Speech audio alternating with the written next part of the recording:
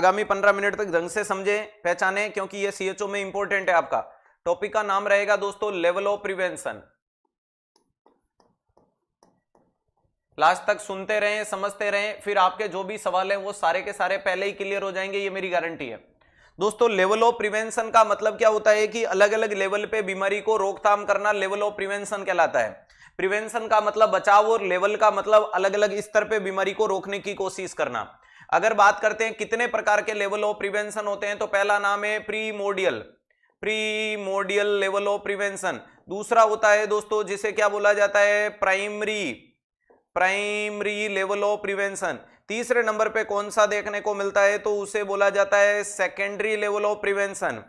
क्या बोला जाता है, सेकेंडरी। और चौथे नंबर पे कौन सा देखने को मिलता है, तो याद रखिएगा टर्सरी। चौथे नंबर पे कौन सा देखने को मिलता है, टर्सरी। ध्यान रखिएगा प्रीमोडियल, प्राइमरी, सेकेंडरी, टर्सरी। अगर आज सबसे पहले बात करें तो प्यारे दोस्तों एक इनका लॉजिकल सीक्वेंस बहुत इंपॉर्टेंट है। एग्जामिनर कई बार पूछ लेता है लॉजिकल सीक्वेंस बताओ, और लॉजिकल सीक्वेंस का मतलब वास्तविकता में किस कदर इनका अरेंजमेंट किया जाता है। तो सबसे पहले आता है दोस्तों जिसे बोला जाता है डिजीज। डिजीज का मतलब होता है प्यारे दोस्तों अभी बताते हैं। उसके बाद में आता है इंपेयरमेंट।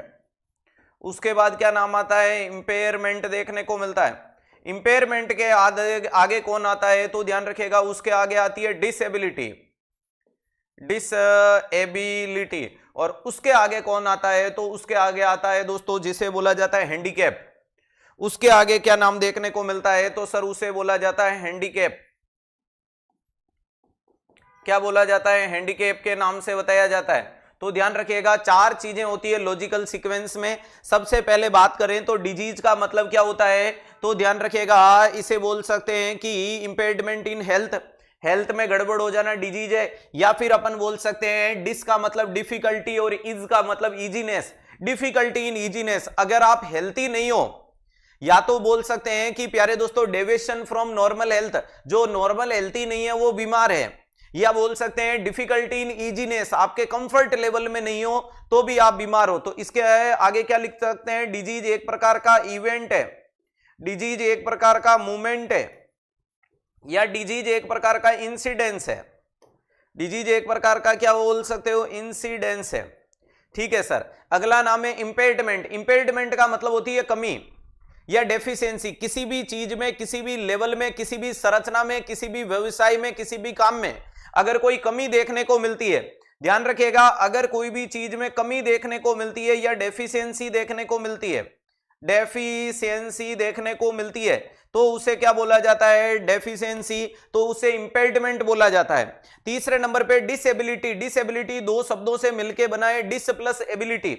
डिस का मतलब डिफिकल्टी और एबिलिटी का मतलब काबिलियत। तो मैं बोल सकता हूं unable to do routine work. मेरी रोजमर्रा जिंदगी के जो काम है, जैसे मेरा रोज का काम है आपको पढ़ाना, रोज सुबह 9:30 बजे 360 डिग्री के सेशन में मैं आपको टीच करता हूं, लेकिन अगर मैं क्लास तो लूं लेकिन मैं लिख नहीं पाऊं, इसका मतलब मैं डिसेबल हो गया। मैं क्या हो गया, डिसेबल हो गया। तो ध्यान रखिएगा वेरी इंपॉर्टेंट चीज क्या देखने को मिलती है, इसे बोलेंगे unable, unable to do routine work.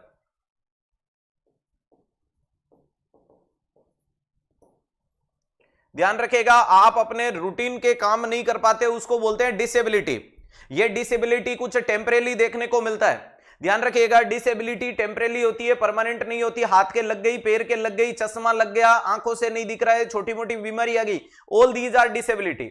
यानी आप उतनी एक्यूरेसी के साथ काम नहीं कर पा रहे हो, वो है डिसेबिलिटी। और अगर ऐसी कोई आप में परमानेंट डिसेबिलिटी आई है जिसके कारण जिंदगी जीने में दुर्बलता आ गई, जिंदगी आसान नहीं रही, जिंदगी जीना पॉसिबल नहीं है, रोजमर्रा जिंदगी के काम नहीं चल पा रहे हैं, उसे बोलते हैं हैंडीकैप, यानी affect upon life, affect upon life. आपके जीवन को जीने में दुर्बलता देखने को मिलती है, उसे बोलते हैं प्यारे दोस्तों हैंडीकैप। तो डिजीज, इंपेयरमेंट, डिसेबिलिटी और हैंडीकैप। अगर मैं एग्जांपल बोलूं कि कोई लड़का है जिसके पास किसी सुंदर सी सुकन्या का फोन आया, और प्यारे दोस्तों उसने आकर के बोला कि 15 मिनट में मिलने आते हो तो आ जाना, नहीं तो तू नहीं कोई और सही। और कोई और नहीं, कोई और सही, बहुत लंबी है जमी मिलेंगे लाख हंसी, इस जमाने में सनम तुम अकेले तो नहीं। उसने बोला जाना 15 मिनट को छोड़ 5 मिनट में तेरे पास आता हूं। पूरे जोर और टसन के साथ अपनी बुलेट के एक टिक को मारा और उससे मिलने को भागा। अरे भागा भागा, इधर प्यार में इमेजिनेशन कर रहा है, वो बैठी होगी, अरे जुल्फें उड़ रही होगी, हवाएं चल रही होगी, रूफ टॉप पे इंतजार कर रही होगी, और मैं निकला गड्डी लेके। जैसे ही जाने लगा तो रास्ते में एक मोड़ आया। अरे मोड़ के पास में कोई पापा की परी स्कूटी लाई, राइट इंडिकेटर दे करके लेफ्ट में मोड़ गई तो मोड़ गई, उसी मोड़ में बच्चे की टांग तोड़ गई। जी हां, बुलेट वाले राजा की टांग टूट गई। टांग का टूटना नहीं, एक्सीडेंट का होना। स्कूटी और बाइक का किसी चौराहे पे टकराना क्या था सर? ये एक प्रकार का इवेंट है, मूवमेंट है, इंसिडेंस है। अरे उस लड़के और लड़की की स्कूटी का किसी चौराहे पे टकराना इवेंट है, मूवमेंट है, इंसिडेंस है। उसके कारण ध्यान रखिएगा, यहां मैं लिख देता हूं एक्सीडेंट। उसका एक्सीडेंट क्या है प्यारे दोस्तों? उसका एक्सीडेंट तो है डिजीज। एक्सीडेंट के कारण उसको फ्रैक्चर हो गया। उसको क्या हो गया? फ्रैक्चर हो गया प्यारे दोस्तों। अगर उसकी टांग टूट गई, ये क्या है? इंपेयरमेंट है, कमी आ गई। हाँ, और उसके कारण डॉक्टर ने वहां प्लास्टर लगा दिया सरकारी अस्पताल में। कहां जाना था और कहां चले गए? अरे वो वहां सोते सोते बोल रहा है जाना जो हम पे गुजरी है तुम्हें बताएं क्या? ये दिल भी टूट गया, हम भी टूट जाएं क्या? तुम्हारे जाने के बाद सफर का कोई मजा न रहा। हमने सोचा कि हम भी लौट जाएं क्या? हमारे टांगों को देख करके तंज करते हो, आईना हमारे पास भी है, दिखाएं क्या? अरे वो लड़की जब हॉस्पिटल में पहुंच करके ताने देने लगी और बोली कि मैं ऐसे लड़के से शादी नहीं कर सकती जिसकी टांग टूटी हुई है, तो बेचारे पड़े पड़े ने शायरी लिखी कि जाना हम पे गुजरी है जो तुम्हें बताएं क्या। गुजरी का मतलब गुजरी तो कोई और, लेकिन मेरे टांग के ऊपर से गुजरी इसलिए तोड़ गई। तो एक्सीडेंट का होना डिजीज है, इंपेयरमेंट का मतलब फ्रैक्चर है, फ्रैक्चर के बाद प्लास्टर लगा दिया तो अब वो ढंग से बुलेट नहीं चला रहा है, वॉशरूम तक नहीं जा पा रहा है, अपने कपड़े खुद नहीं पहन पा रहा है, बैठ नहीं पा रहा है, चल नहीं पा रहा है, अरे नाच नहीं पा रहा है, गा नहीं पा रहा है, डांस नहीं कर पा रहा है। ये चीज क्या है? डिसेबिलिटी। कुछ समय बाद प्लास्टर खुलेगा और वही वापस से खुली आबादी हवा में उसी जोश के साथ बुलेट को चलाने की कोशिश करे। लेकिन भगवान न करे किसी सरकारी अस्पताल के सरकारी इमरजेंसी डिपार्टमेंट में फर्स्ट ईयर से प्लास्टर लगवाया तो उसने इतना खींच तान के टाइट बांध दिया कि उसके कारण उसको हो गया कंपार्टमेंट सिंड्रोम, और डॉक्टर ने कुछ समय बाद बोला कि आपकी फिंगर नेक्रोटाइज हो रही है और इसके कारण हमें आपका एम्पुटेशन करना पड़ेगा। क्या करना पड़ेगा? एम्पुटेशन करना पड़ेगा। एम्प्यूटेशन, एम्प्यूटेशन का मतलब टांग काटनी पड़ेगी। ओए माय गॉड, हमने तो आज तक सिर्फ मकर संक्रांति को 14 तारीख को पतंग काटी, या तो टांग काटने की बात आ गई और टांग काट दी तो जिस फैक्ट्री में काम करते थे उन्होंने फैक्ट्री से निकाल दिया। अरे घर पे रह करके रोटियां तोड़ते थे, घर वालों ने घर से निकाल दिया। तो जिंदगी जीना दुबर हुआ या नहीं हुआ? हाँ, क्या सोना काम आई? नहीं। क्या बाबू काम आई? नहीं। न सोना है न बाबू है, इसलिए खुद को न खोना है। खुद की यूनिकनेस को पहचानने की कोशिश कीजिएगा। अरे ध्यान रखिएगा, वो कहते हैं ना, मत कर तमन्ना किसी को पाने की, मत कर तमन्ना किसी को पाने की, बड़ी बेदर्द निगाहें हैं जमाने की। अरे तू बना खुद को इस काबिल कि दुनिया करे तमन्ना तुझे पाने की। तो तुम खुद को काबिल बनाओ कि दुनिया तुम्हारी तमन्ना रखे। तुम किसी की तमन्ना मत रखो, तुम सिर्फ एक चीज की तमन्ना रखो, उसका नाम है एम्स। और एम्स तक पहुंचने के लिए आपको उस लाइन से जुड़ना पड़ेगा कि पड़े हो किसके चक्कर में? कोई नहीं है 360 के टक्कर में। तो ध्यान रखिएगा, डिजीज, इंपेयरमेंट, डिसेबिलिटी, हैंडीकैप, यहां तक कोई समस्या नहीं। अब इन सारी चीजों को इनसे पहले रोकना, लेवल ऑफ प्रिवेंशन। देखो, बीमारी आने से पहले रोक दो, बीमारी आ गई तो इंपेयरमेंट से पहले रोक दो, इंपेयरमेंट हो गया तो डिसेबिलिटी से पहले रोक दो, डिसेबिलिटी हो गई तो हैंडीकैप होने से पहले रोक दो। यही तो चीज है लेवल ऑफ प्रिवेंशन। यही तो चीज क्या कहलाती है? लेवल ऑफ प्रिवेंशन के नाम से जानी जाती है। प्यारे दोस्त, बहुत आसान शब्दों में पढ़ा रहा हूं, आप अपने एग्जाम्पल संभाल के रखना। मैं चारों पढ़ाने के बाद कोई एग्जाम्पल नहीं बचेगा। सबसे पहला नाम देखने को मिलता है प्रीमोर्डियल लेवल ऑफ प्रिवेंशन। अगर मैं बात करता हूं प्रीमोर्डियल लेवल ऑफ प्रिवेंशन में, अभी तक क्या आप बोल रहे हो कि कोई रिस्क फैक्टर मौजूद है? नहीं। क्या सर बीमारी पैदा करने वाला कोई कोज मौजूद है? नहीं। आप बोलोगे सर कोई डिजीज मौजूद है, तो वो भी नहीं है, कुछ भी नहीं। अरे कुछ भी नहीं मेरी जिंदगी में सिवाय किताबों के।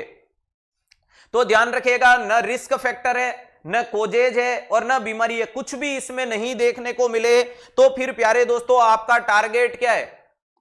फिर आपका टारगेट क्या देखने को मिलता है, तो आपका टारगेट है सर रिस्क फैक्टर को आने से रोकना। किसको प्रिवेंट करना, तो आपका सर टारगेट है रिस्क फैक्टर को प्रिवेंट करना। न रिस्क फैक्टर है, रिस्क फैक्टर का मतलब बीमारी को बढ़ावा देने वाले कारक, कोजेज का मतलब 100% बीमारी पैदा करने वाला कारक, और डिजीज का मतलब बीमारी आ चुकी है, कुछ भी नहीं है। तो हमारा टारगेट है कि हम माहौल को रोको। किसको रोको, माहौल को रोको। और माहौल को रोकने के लिए MOA मोड ऑफ एक्शन आपकी तरफ से क्या होगा, हेल्थ एजुकेशन। ध्यान रखिएगा, कंफ्यूज नहीं होना है। देखो रटने वाले बहुत मिलेंगे मार्केट में, लेकिन पढ़ने वाला मैदान जीतता है, क्योंकि पढ़ाते तो सब है लेकिन पढ़ाते कैसे, ये 360 डिग्री बताएगी।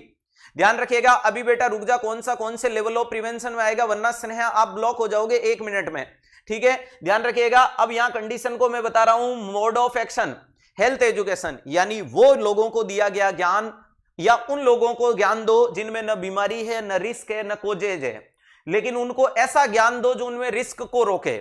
उनमें किसको रोके, रिस्क को रोके। एग्जाम्पल के लिए प्यारे दोस्तों, मैं आपके सामने एक एग्जाम्पल लिख रहा हूं।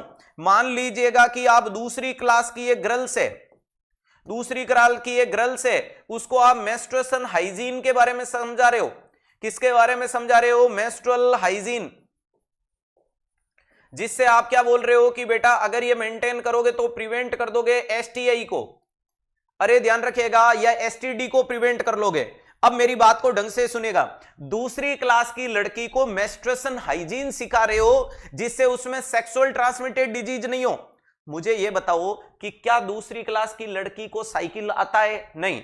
क्या दूसरी क्लास की लड़की को STD जैसे कोई बीमारी पैदा करने वाले कारक हैं, बोले तो नाइजीरिया, गोनोरिया वगैरह है, कुछ नहीं है। क्या उसको STD हुआ है, नहीं। फिर भी क्या दे रहे हो, ज्ञान दे रहे हैं। फिर भी क्या दे रहे हैं, ज्ञान दे रहे हैं। और ज्ञान देकर के किसको रोक रहे हो, रिस्क को रोक रहे हो।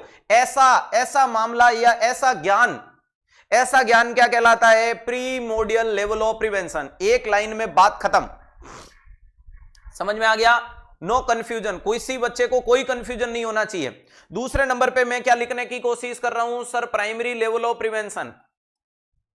प्राइमरी लेवल ऑफ प्रिवेंशन में दोस्तों डिजीज अभी तक नहीं आई है।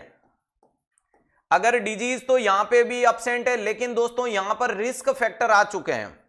यहां पर कौन आ चुके हैं, रिस्क फैक्टर आ चुके हैं। यानी बीमारी का रिस्क, माहौल तो खराब है, बीमारी हुई नहीं है, माहौल जरूर खराब है, वातावरण जरूर खराब है। ठीक है साहब, अगर मैं आपको यहां पर पूछूंगा मेरे दोस्त, फिर तुम्हारा टारगेट क्या है, तो तुमने बोला कि सर टारगेट है मेरा डिजीज को प्रिवेंट करना, क्योंकि जो आ गया उसको तो नहीं कर सकता भाई, जो आ चुका है उसको तो क्या ही प्रिवेंट करूं। तो मेरा टारगेट है डिजीज को प्रिवेंट करना। किसको प्रिवेंट करना, डिजीज को प्रिवेंट करना। और डिजीज को प्रिवेंट करने के लिए तेरे पास में क्या ऑप्शन है, मोड ऑफ एक्शन। तो तुमने बोला सर पहला बढ़िया तरीका है हेल्थ एजुकेशन। फिर से ज्ञान दूंगा, कंफ्यूज बिल्कुल नहीं होना है। हेल्थ एजुकेशन अगर रिस्क फैक्टर को रोकने के लिए दे रहे हो तो प्रीमोडियल, हेल्थ एजुकेशन अगर बीमारी को रोकने के लिए दे रहे हो तो प्राइमरी। ठीक है, बार बार ये नहीं लिखे सर हेल्थ एजुकेशन किस में आएगा, सीधा सवाल आएगा health education given and prevent the chances of risk factor, primordial. Health education given and prevent the chances of disease, तो जवाब देना है प्राइमरी। अब दूसरी चीज है हेल्थ एजुकेशन होल बॉडी पे लागू होता है, जैसे कि एनवायरमेंटल हाइजीन,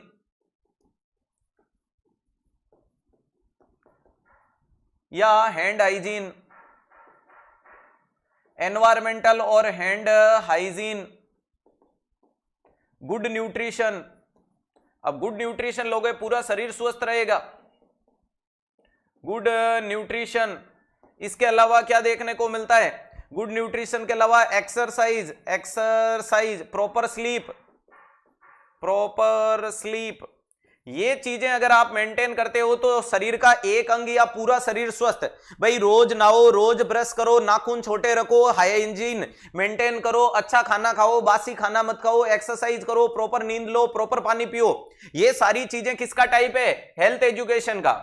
ये किसका है, हेल्थ एजुकेशन का। दूसरा इसके अंदर नाम आता है दोस्तों, दूसरा जो मोड ऑफ एक्शन है उसका नाम है स्पेसिफिक प्रोटेक्शन। स्पेसिफिक प्रोटेक्शन, और स्पेसिफिक प्रोटेक्शन का मतलब जिसके लिए दे रहे हो बस उसी से बचाव करेगा। स्पेसिफिक प्रोटेक्शन में क्या क्या नाम आता है, ध्यान से सुनिएगा। नाम आता है आपके सामने कीमोप्रोफाइलेक्सिस, कीमोप्रोफाइलेक्सिस। नाम आपके सामने आएगा इम्यूनाइजेशन, नाम आपके सामने आएगा कॉन्ट्रासेप्शन, नाम आपके सामने आएगा कॉन्ट्रासेप्शन। नाम आपके सामने क्या देखने को मिलता है, पीपी किट, पीपी किट। नाम आपके सामने आएगा क्वारंटाइन, क्वारंटाइन। ध्यान रखिएगा, अगर ऐसे कुछ, इसके अलावा helmet, helmet, seat belt, iodine. ध्यान रखिएगा, वेरी इंपॉर्टेंट चीजें। अब ये जितने भी मैंने पॉइंट लिखे हैं, अब ध्यान रखो, कीमोप्रोफाइलेक्सिस का मतलब तुम्हारे गांव में किसी को टाइफाइड हुआ, तुम्हारे गांव में किसी को कोलेरा हुआ और तुम्हें टेट्रासाइक्लिन दे रहे हैं, तो क्या तुम्हें अभी तक कोलेरा हुआ? नहीं सर मुझे नहीं, मेरे गांव में मेरे घर में हुआ। तो तुम्हारे अंदर रिस्क है सर। तो हम क्या कर रहे हैं, तुम्हारे बीमारी को रोक रहे हैं, और रोकने के लिए तुम्हें क्या दे रहे हैं, स्पेसिफिक प्रोटेक्शन। टेट्रासाइक्लिन से सिर्फ वही रुकेगा और कुछ नहीं रुकेगा। भाई टेट्रासाइक्लिन दोगे तो सिर्फ कोलेरा आने से रुकेगा, बाकी टीबी आ सकता है, बीबी आ सकता है, एचआईवी आ सकता है, सिर्फ जिसके लिए दे रहे हो उसका बचाव। अगला इम्यूनाइजेशन। मुझे बताओ कि जो इतना भी वैक्सीनेशन, छोटे बच्चों को अपन BCG, measles, mumps, rubella, chikungunya, chickenpox, कितने वैक्सीन लगाते हैं? ध्यान रखिएगा, जितने भी ये वैक्सीन लगाने की कोशिश करते हैं, जितने भी, एक नर्सिंग 360, बेटा प्लीज 360 नाम डिलीट कर दे क्योंकि ये तेरे लिए नहीं बना है। जितनी बार तूने कमेंट किया ना, इसका मतलब तू एक भी इसकी यूनिकनेस को फॉलो नहीं कर सकता। तो हम्बल रिक्वेस्ट है, जो इस नाम की इज्जत नहीं कर सकते, कृपया इस नाम को अपने नाम से हटा लें, ताकि मुझे इस चीज का बिल्कुल दुख नहीं है कि जिस चीज को मैंने ब्रांड बनाने की कोशिश की वो मेरा ब्रांड डाउनफॉल में आ जाए। मैं जब से लेवल ऑफ प्रिवेंशन समझा रहा हूं, तेरा लगभग 25 से 50 बार ये कमेंट आ चुका है, मैं एमपीसीएचओ। अब मुझे नहीं समझ में आ रहा है कि कहना क्या चाहता है। बस ये रिक्वेस्ट है कि तेरे नाम के पीछे जो 360 लगा उसको डिलीट कर, बाद में बात करते हैं। ध्यान रखिएगा, यहां पर क्या देखने को मिल रहा है, अगर मैं बात कर रहा हूं कि किसी को टीबी हुआ उसके बाद बीसीजी या पहले, तो आप बोलना सर टीबी हुआ तो नहीं है, लेकिन छोटे बच्चे इम्यूनो कॉम्प्रोमाइज है, उनमें इम्यूनिटी कमजोर है, तो टीबी हो सकता है। तो बीसीजी देके क्या करोगे सर, टीबी का बचाव करेंगे, और बीसीजी से सिर्फ टीबी रुकेगा, बाकी कुछ नहीं रुकेगा। समझ में आई? हाँ, अगला नाम है कॉन्ट्रासेप्शन। सर कॉन्ट्रासेप्शन बेटा प्रेगनेंसी होने के बाद या पहले? सर प्रेगनेंसी हुई तो नहीं, लेकिन एलिजिबल कपल टूर्नामेंट खेल रहे हैं, मतलब प्रेगनेंसी हो सकती है। बचाव किसका? प्रेगनेंसी का। और कॉन्ट्रासेप्शन से सिर्फ प्रेगनेंसी रुकेगी, ऐसा नहीं कि टूर्नामेंट खेलते टाइम दिल का दौरा पड़े तो पड़ सकता है। टूर्नामेंट खेलते टाइम अगर दिल का दौरा पड़ा तो वो पड़ सकता है, उसको नहीं रोकेगा। ये सिर्फ किसको रोकेगा? प्रेगनेंसी को रोकेगा। चलो अगला नाम है पीपी किट। पीपी किट प्यारे दोस्तों बाद में पहनते थे या पहले? ध्यान रखिएगा, पीपी किट कभी भी बाद में पहनते हैं या पहले पहनते हैं? तो सर पीपी किट जैसे कि मान लो आप आईसीयू में ड्यूटी कर रहे हो, तो आपको कोई बीमारी होने के बाद मास्क पहनोगे या पहले? सर पहले। मरीज को केयर कर रहे हो, ग्लव्स पहले या बाद में? तो पहले। तो डिजीज तो अब्सेंट है लेकिन रिस्क मौजूद है, तभी तो ग्लव्स पहनते हैं। भी आप पेशेंट को टच करने से पहले ग्लव्स, मरीज के एयरबोन से बचाने से पहले मास्क। तो पीपी किट इसमें। क्वारंटाइन का मतलब क्या होता है कि separation of A healthy person but risk factor present. आपके घर वालों को कोरोना हुआ और उनको अलग किया, वो था आइसोलेशन। आपके घर वालों को कोरोना हुआ और आपको अलग किया, आपके घर वालों को कोरोना था और आपको बोला कि अलग हो जाओ, इसका मतलब आप हेल्थी या रिस्की? रिस्की। कोरोना आपको हुआ नहीं था, जब तक आपको अलग किया वो क्वारंटाइन। तो quarantine involve in which level of prevention? Primary. Helmet बेटा एक्सीडेंट के बाद हेलमेट पहनते हैं या पहले? सर पहले। डिजीज हुई क्या? एक्सीडेंट नहीं हुआ, रिस्क है क्या? पूरी है सर, लेकिन वो जिसके लिए दे रहे हो बस उसी से बचाव करेगा। हेलमेट पहनने से सिर्फ हेलमेट का बोले तो हेड की मरम्मत बच जाएगी, बाकी हाथ पैर टांग कुछ भी टूट सकता है। सीट बेल्ट लगाना या आयोडीन युक्त टाटा नमक देना, ये सारे के सारे स्पेसिफिक प्रोटेक्शन के, ये हेल्थ एजुकेशन के। तो health education and specific protection involve in primary level of prevention. Clear है? दूसरे नंबर पे तीसरे नंबर पे नाम आता है जिसको बोलते हैं सेकेंडरी लेवल। बेटा सेकेंडरी लेवल में डिजीज आ चुकी है तो आपको बोलना आ चुकी है, डिजीज आ चुकी है। तो दोस्तों तुम्हारा टारगेट क्या देखने को मिलता है? अरे तुम्हारा टारगेट क्या देखने को मिलता है? तो sir disease halt at incipient stage. अरे कहने का मतलब बीमारी को उसकी प्रारंभिक अवस्था में रोको, इसका मतलब क्या देखने को मिलता है, बीमारी को प्रारंभिक अवस्था में रोकना। ध्यान रखिएगा, वेरी इंपॉर्टेंट चीज है। हाल्ट, डिजीज का मतलब बीमारी, हाल्ट का मतलब रोकना, इंसिपिएंट का मतलब प्राइमरी, स्टेज का मतलब स्तर। तो कोई भी बीमारी आ तो चुकी है, सेकेंडरी का मतलब बीमारी आ गई है। पेशेंट के नाम के आगे लिखा हुआ है मरीज नंबर 1 मीजल्स, मरीज नंबर 2 मम्स, मरीज नंबर 3 तो प्यारे दोस्तों कार्डियोवास्कुलर, मरीज नंबर 4 डायबिटीज, मरीज नंबर 5 रीनल। तो ये वाली चीज आपके सामने आ रही है, इसको आपने क्या बोल दिया सर, सेकेंडरी। और दूसरा किसको रोको, कॉम्प्लिकेशन को, कि बीमारी तो आ गई तो आ गई, कम से कम अब कॉम्प्लिकेशन को प्रिवेंट करेंगे। अब किसको प्रिवेंट करो, कॉम्प्लिकेशन को। तो secondary level of secondary level of prevention में बीमारी आ चुकी है, हम एक तो बीमारी को उसकी शुरुआती अवस्था में रोकेंगे और दूसरा उसका कॉम्प्लिकेशन रोकेंगे। क्या रोकेंगे, कॉम्प्लिकेशन रोकेंगे। और ये रोकने के लिए आपके पास में मोड ऑफ एक्शन क्या आते हैं, तो आपका जवाब आएगा अर्ली डायग्नोसिस। Early diagnosis. और अर्ली डायग्नोसिस में प्यारे दोस्तों जितनी दुनिया में जांचें हैं, ओल्ड डायग्नोसिस जितनी दुनिया में जांचें हैं वो सारी सेकेंडरी में आती है। जैसे कि oral screening test, oral screening test, oral screening test में लिख लेना breast self examination, testicular self examination, pap smear. ध्यान रखिएगा ये सब किसमें है, सेकेंडरी में। छोटी से छोटी जांच का नाम है बीपी चेक करना, बड़ी से बड़ी जांच का नाम है एंजियोग्राफी, सब आएगा। ध्यान रखिएगा, आप हॉस्पिटल में जाके बीपी चेक कराओ, हॉस्पिटल में जाके शुगर चेक कराओ, और हॉस्पिटल में जाकर के एमआरआई कराओ, हॉस्पिटल में जाकर के एंजियोग्राफी कराओ, सारे के सारे किस में आएंगे, अर्ली डायग्नोसिस में। सारे के सारे किस में आते हैं, अर्ली डायग्नोसिस में। तो बार बार पूछना नहीं है सर बीपी चेक करना किस में जाता है, सर शुगर चेक करना किस में जाता है, सर कोलगेट टेस्ट करना किस में जाता है, सब टेस्ट करना किस में, अर्ली डायग्नोसिस में। लेकिन इसके बाद में क्या होता है, दूसरा नाम है दोस्तों प्रॉपर ट्रीटमेंट। प्रॉपर ट्रीटमेंट, उस बीमारी का पूरा पूरा इलाज करो। तो all treatment include in secondary level of prevention. All treatment, दुनिया में जितना इलाज है वो सब कहां है, सेकेंडरी में। ऑल ट्रीटमेंट में सबसे छोटा ट्रीटमेंट मरीज को पैरासीटामोल की गोली देना, और बड़ा से बड़ा ट्रीटमेंट क्या देखने को मिलता है, कीमोथेरेपी देना। सब कुछ किसमें, सेकेंडरी में। सब कुछ किसमें आएगा, सेकेंडरी में। छोटे से छोटा पीसीएम की गोली और बड़ी से बड़ी chemotherapy, all include in proper treatment. बेटा एकमात्र ऑपरेशन जिसका नाम है कैटरेक्ट, कैटेरेक्ट, इसमें क्या होता है, वास्तविकता में मोतियाबिंद में जाड़ा साफ किया जाता है, यानी मरीज के जो लेंस है उस लेंस की ओपेसिफिकेशन को क्लीन किया जाता है। इसलिए only and only one surgery include in secondary level of prevention is called cataract. Cataract only surgery in secondary level of prevention, बाकी कोई ऑपरेशन नहीं है। क्लियर है, ध्यान रखिएगा, तो यहां कोई दिक्कत नहीं। नेक्स्ट इंपॉर्टेंट चीज है, बड़े शब्दों में लिख लेना आइसोलेशन।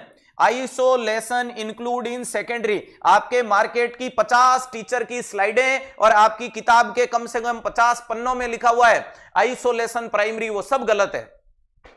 उसका रैशनल सुनो, ध्यान रखिएगा, एक यूं नहीं कि बस यूं हो अकड़ में कह दिया, गलत है। डेफिनेशन सुनो, आइसोलेशन की डेफिनेशन क्या है, separation of infected patient, separation of infected patient. और इन्फेक्टेड पेशेंट है मतलब बीमारी आ चुकी है, हाँ, और बीमारी आने के बाद आप अलग करना क्या कहलाता है, आइसोलेशन। तो जितना भी आपकी किताबों में लिखा हुआ है ना, मीजल्स का आइसोलेशन, मम्स का आइसोलेशन, दुनिया की हर बीमारी का आइसोलेशन क्या है, सेकेंडरी लेवल। और दुनिया की हर बीमारी का क्वारंटाइन क्या है, प्राइमरी लेवल। बार बार कोई बच्चा कमेंट नहीं करेगा कि सर हरी वाली में यह है, लाल वाली में वो है, उन्होंने वो बोल दिया, इन्होंने वो बोल दिया। मेरा रैशनल सुनो, जब भी कोई तुम्हें टीचर आकर के बोले कि आइसोलेशन प्राइमरी, उसको बोलना गुरुजी प्राइमरी की डेफिनेशन बोलो, तो वो बोलेगा कि प्राइमरी का मतलब separation of infected patient from maximum communicability. तो उनको बोलना कि जब इन्फेक्टेड पेशेंट है मतलब डिजीज प्रेजेंट है, और डिजीज प्रेजेंट है तो सेकेंडरी जाता है। वहीं पे उनको बोलना क्वारंटाइन की डेफिनेशन बोलो।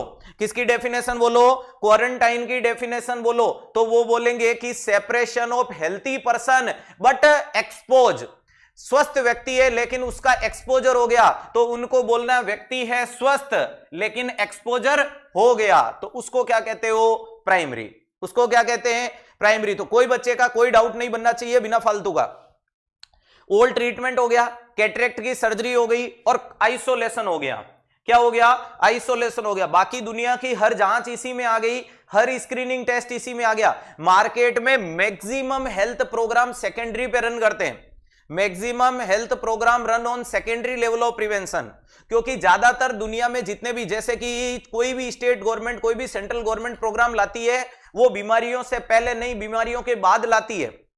बीमारियों की जांच और उपचार पे ज्यादा फोकस करती है, बचाव पे कम करती है सरकारें।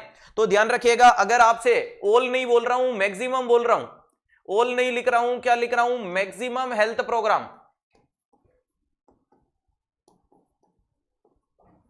मैक्सिमम जो हेल्थ प्रोग्राम है वो कौन से लेवल में आते हैं? सेकेंडरी में। समझ में आ गया? मैक्सिमम हेल्थ प्रोग्राम क्या देखने को मिलता है? सेकेंडरी में देखने को मिलता है। तो यहां तक क्लियर। नेक्स्ट आपके सामने आ जाएगा तीसरे नंबर पे, चौथे नंबर पे टर्सरी लेवल ऑफ प्रिवेंशन। और दोस्तों टर्सरी लेवल ऑफ प्रिवेंशन में क्या है? तो आपको बोलना है सर बीमारी नहीं बल्कि उसका कॉम्प्लिकेशन आ चुका है, बीमारी से भी एक कदम आगे कॉम्प्लिकेशन प्रेजेंट, या सीधा बोल दो बीमारी अपनी एंड स्टेज में, बीमारी अपनी चरम सीमा में मौजूद है। तो कोई भी व्यक्ति जिसकी बीमारी उसकी चरम सीमा में हो या उसके अंदर अगर कॉम्प्लिकेशन आ जाए, ध्यान रखिएगा वेरी इंपॉर्टेंट चीज है कि बीमारी अगर उसकी चरम सीमा में देखने को मिले, कहां देखने को मिलता है? तो प्यारे दोस्तों बीमारी अगर उसकी चरम सीमा में रहे या बीमारी अपनी एंड स्टेज में आ जाती है, उस व्यक्ति के लिए आपका क्या होता है? तो टारगेट और मोड ऑफ एक्शन साथ साथ में चलता है। टारगेट और मोड ऑफ एक्शन में हम क्या करते हैं? तो एक तो करेंगे डिसेबल। देखो कॉम्प्लिकेशन आ गया मतलब व्यक्ति डिसेबल हो गया, कॉम्प्लिकेशन आ गया मतलब मरीज क्या हो चुका है? डिसेबल हो चुका है।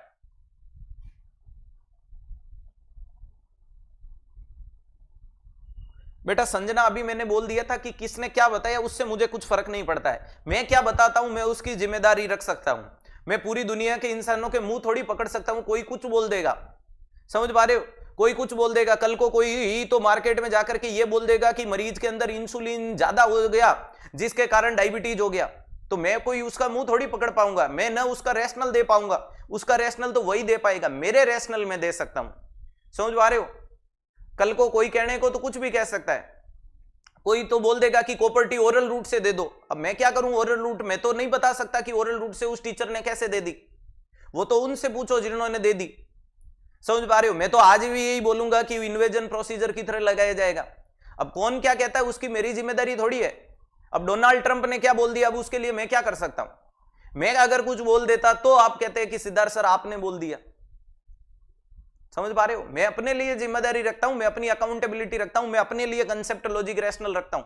पूरी दुनिया का मैंने कोई ऐसा कहीं डिक्लेरेशन किया कि कोई कुछ भी पढ़ा दे उसका रैशनल मैं दूंगा? नहीं मेरे दोस्त, कोई तो कुछ भी पढ़ा सकता है, उसका मैं कैसे रैशनल दूं? समझ पा रहे हो? महान आत्माओं को सलाम किया जाता है, वो नॉरसेट के अंदर कांस्टेबल का सिलेबस पढ़ा देंगे, मैं क्या कर सकता हूं? उनका, उनके पास काबिलियत है, उनके पास टैलेंट है, वो पढ़ा सकते हैं, कोई बड़ी दिक्कत नहीं है। किडनी को सर्वाइकल रीजन में ले आएंगे तो मैं थोड़ी ला पाऊंगा, मुझे तो सैक्रल रीजन में ही लानी पड़ेगी। समझ पा रहे हो? तो ये सारी चीजों के अंदर कौन क्या कह देता है उसके लिए मेरी कोई अकाउंटेबिलिटी नहीं है। मैं अपने लिए रैशनल, मेरी बोली गई एक एक लाइन का जस्टिफिकेशन बहुत अच्छे से आपको खुद को बता दिया। आइसोलेशन की डेफिनेशन, क्वारंटाइन की डेफिनेशन, अब तुम खुद बता दो कौन से लेवल ऑफ प्रिवेंशन में जाएगा। भगवान ने भेजे में भेजा भी तो दिया है, यूज ले सकते हैं। रैशनल किसे कहते हैं? रैशनल का मतलब कोई तुक्का नहीं मार दे, बिना फालतू का ये नहीं बोल दे कि होता है तो होता है, साइंस में होता कुछ नहीं है, सब फैक्ट है। बोलना पड़ता है कि होता है तो क्यों हुआ, इतना ही क्यों है, वैल्यूज को छोड़ दो, बाकी सब चीजों का रैशनल है। समझ पा रहे हो? कार्डियक हार्ट कॉन्ट्रैक्ट करता है, तो एक तो मैंने ये बोल दिया कि कॉन्ट्रैक्ट करता है, ये तो आर्ट्स वाला भी बोलेगा। मैं साइंस का हूं तो मैं बताऊंगा कंडक्टिव सिस्टम क्या है, हार्ट के कॉन्ट्रैक्शन की नीड क्या है, और नीड नहीं किया तो फायदा क्या है।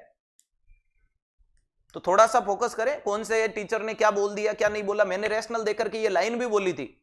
ठीक है, ध्यान रखिएगा। टर्सरी का मतलब यहां टारगेट और मोड ऑफ एक्शन क्या आएगा? तो कॉम्प्लिकेशन आने पे व्यक्ति डिसेबल हो जाता है, यानी अपने रूटीन के रोजमर्रा जिंदगी के काम उस लेवल से वो नहीं कर पाता है। तो यहां हमारा टारगेट है डिसेबिलिटी को लिमिट करो, डिसेबिलिटी लिमिटेशन। तो डिसेबिलिटी लिमिटेशन के अंदर क्या आती है? ऑल सर्जरी, जितने भी प्रकार की सर्जरी आप मार्केट में पढ़ते हो, चाहे अपेंडिक्स की सर्जरी पढ़ो, चाहे हार्ट की सर्जरी पढ़ो, या कोई भी ब्रेन की सर्जरी पढ़ो, all type of surgery except एक कैटरेक्ट को छोड़ के जितने भी सर्जरी है वो सारी क्या है? Disability limitation. इसके अलावा प्यारे दोस्तों, ये जब मैंने चश्मा उतारा तो अब मुझे कमेंट बॉक्स आपका धुंधला दिख रहा है, मैं क्या हो गया? डिसेबिलिटी होगी मुझे। डिसेबिलिटी का मतलब unable to do routine work. जितना मैं अच्छे तरीके से कमेंट पढ़ पाता था अब नहीं पढ़ पा रहा हूं, तो मैंने ये चश्मा लगा करके अपने आप को क्या किया? डिसेबिलिटी लिमिटेशन की। तो ध्यान रखिएगा, आई ग्लासेज,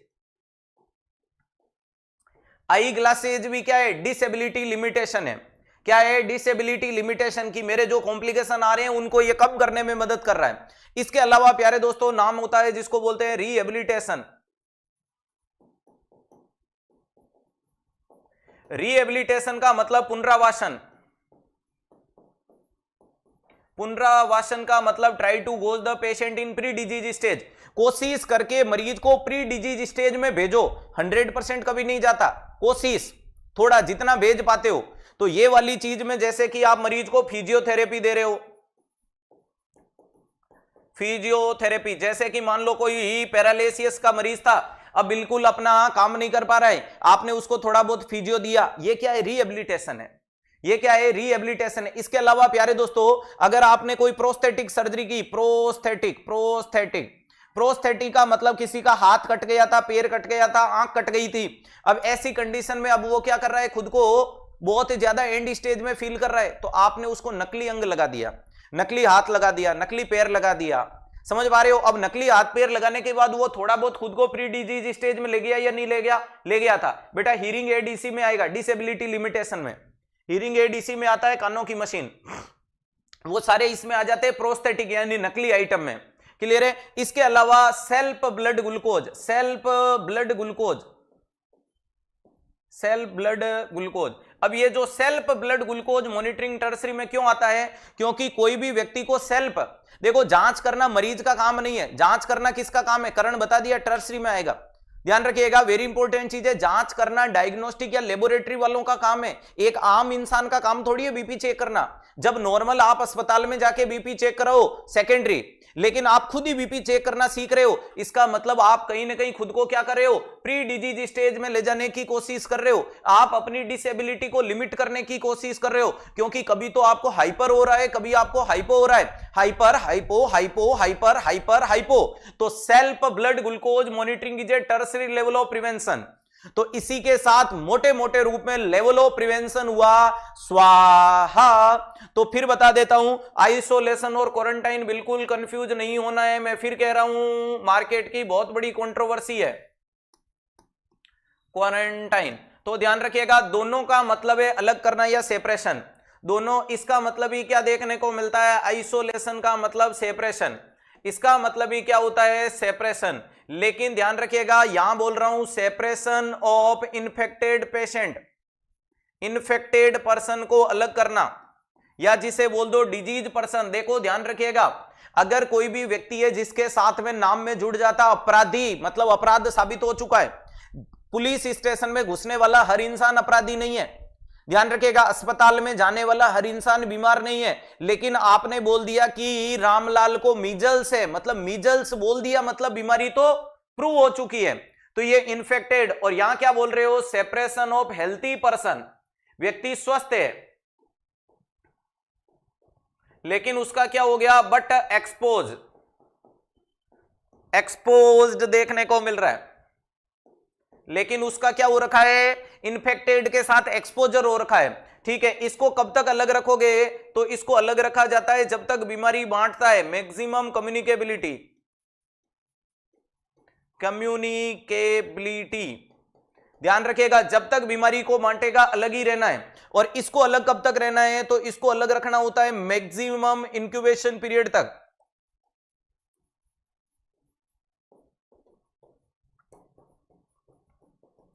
इसको कब तक अलग रहना है? मैक्सिमम इंक्यूबेशन पीरियड तक। जैसे कि कोरोना का मैक्सिमम इंक्यूबेशन पीरियड कितना दिन है? 14 दिन। या तो भाई साहब को 14 दिन में लक्षण आ जाएंगे, और अगर लक्षण आ गए तो इसमें प्रवेश कर गया, और अगर लक्षण नहीं आए तो फिर फ्री हो, घूमो। ध्यान रखिएगा। अब मुझे बताओ, इसमें बीमारी नहीं सिर्फ रिस्क है, इसलिए ये कौन से लेवल ऑफ प्रिवेंशन में जाता है? प्राइमरी में। कौन से में जाता है? प्राइमरी में। इसमें बीमारी है क्या? है। अरे बीमारी है क्या? है। तो ये कौन से में जाएगा? सेकेंडरी में। अब इसके बाद भी जो आपको मानना है वो आप मान लेना, उसका मेरे पास में कोई जवाब नहीं है।